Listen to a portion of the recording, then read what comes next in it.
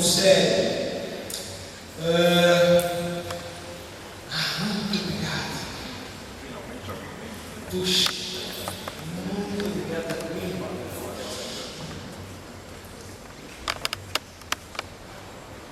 Eu sou professor de História na Universidade Federal do Espírito Santo.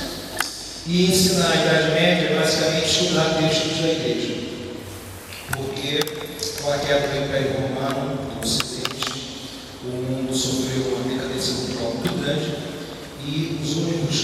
E a única instituição que permaneceu viva entre a passagem do mundo antigo para o mundo medieval foi a Igreja.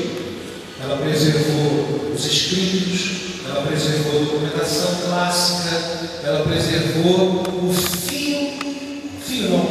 a chama do intelecto, do estudo, em todos os aspectos, textos filosóficos, textos históricos, textos poéticos, textos profanos, textos eróticos, inclusive.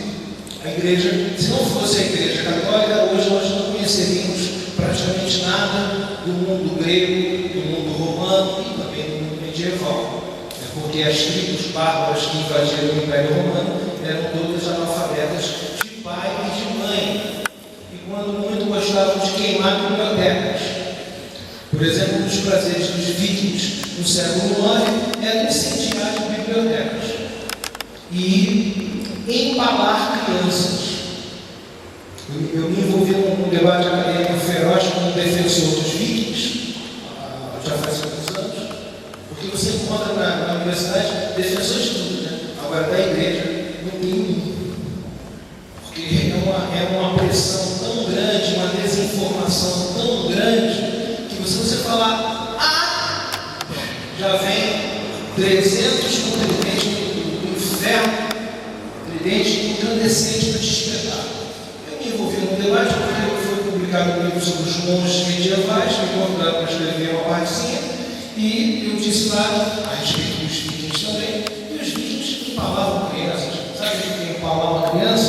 Enfiavam um toco de madeira no ânus das crianças, das populações que eles invadiam, além de escravizar, além de incendiar a biblioteca, além de roubar tudo. Eu disse isso que estava na documentação, e o professor, furioso, disse que eu não poderia afirmar um negócio desse, que era absurdo. Eu me envolvi num debate interminável, e aí eu vi, isso já faz alguns anos, o problema, não eu, porque eu adoro estudar, mas o problema que o mundo tem, sempre que a palavra igreja, católica, lógico, não nenhuma evangélica, mas a igreja católica está no meio do debate, as pessoas ficam, parecem baixas do santo não. E os raciocínios ficam completamente encontrados. Muitas vezes pessoas que não leram nada, nem o documento, não leem nada, e falam as coisas mais, falam a palavra antiga, estapafúrdios. Escondi, mas falam essa palavra. Estapafúrdios. E isso é um problema. Isso é um problema quando eu ensino, quando eu leciono, é um problema quando eu apresento trabalhos. Espero que aqui não. Espero que as perguntas sejam bastante precisas e interessantes, porque eu vivo constantemente com esse tipo de problema. Mas o que eu posso dizer, para não me alongar mais, é que, se não fosse a Igreja Católica, a civilização tal qual nós a conhecemos, com as coisas boas e ruins, mas mais as coisas boas, não existiria. Por exemplo, eu trabalho na Universidade Federal Fluminense. Quem inventou a universidade? A igreja. Quando o aluno da USP começa a falar mal da igreja, o Vinícius Mourinho, eu falo assim, meu filho, você está em solo originalmente da igreja. Foi o Papa que dava a legislação toda. Se não fosse a igreja, não existia. Essa ideia de universidade não existia no mundo antigo. Escolas.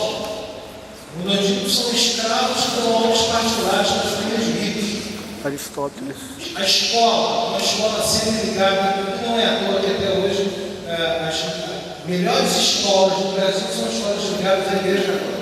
Minha filha está agora na escola dos jesuítas em Juiz de Fora. Pronto. No Rio tem o Colégio São Bento e por aí vai. Porque há uma tradição de educação, de ensino. Isso nasce quando? Curiosamente, na Idade Média. Essa Idade Média que dizem que é a idade da ignorância, a idade do desconhecimento, do analfabetismo.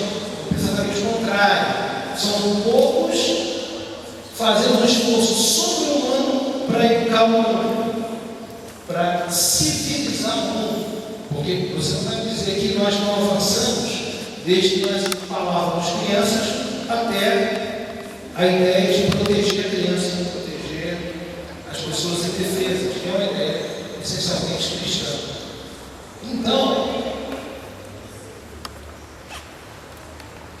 eu estou nessa seara já há uns 20 anos e o que eu gostaria de dizer a vocês, além de agradecer hoje a publicação do livro do Nardotto, estou me sentindo muito velho, tive um aluno de cabeça branca, agora dançando, escritor de livros, mas foi um prazer muito grande. Fiquei um pouquinho incomodado aqui e ali com as coisas que o Nardotto escreveu, mas é normal, divergências são normais. O anormal é todo mundo concordar com tudo, como acontece na Universidade Brasileira, que não há debate. Não há debate. Se você fala alguma coisa contra, a pessoa já vira assim comigo. O normal é nós termos divergências aqui e ali. Às vezes tem uma informação, eu tenho outra. Se eu tenho uma informação muito melhor que a minha, eu tive outra. É normal esse desencontro. Né? Mas enfim, eu queria dar os parabéns para o Nardotto. Eu acho que São Mateus deve ser um lugar de ter um historiador desse seu porte, com essa preocupação e com esse desejo de descobrir a verdade. Vocês estavam conversando lá sobre verdade, né? O que é a verdade? A discussão filosófica aqui na entrada. E aí, quase depois eu vi que ia dar, eu vi que a coisa ia ficar oriçada, então deixa para lá, porque já entra em muitos debates, né? Mas se o historiador não tem, eu termino com isso, se o historiador não tem o amor, a busca da verdade, acabou tudo. Mas é difícil, são muitas interpretações, mas se ele não tiver como fio condutor a pretensão de descobrir a verdade, mesmo que ele descubra 20%, 5% que seja, se ele não tivesse nós, que conhecem onde caminha a Universidade Brasileira, aliás, está naufragando, nós não fazemos história. Aí você vai escrever uma literatura, né? E na literatura as pessoas têm licença poética e escrevem o que querem. Às vezes vai agradar o povo, vai vender livros e tal. A história não. A diferença da história para a literatura é que o historiador tem que procurar investigar o que aconteceu, por mais difícil e problemático que seja. Muito obrigado, gente.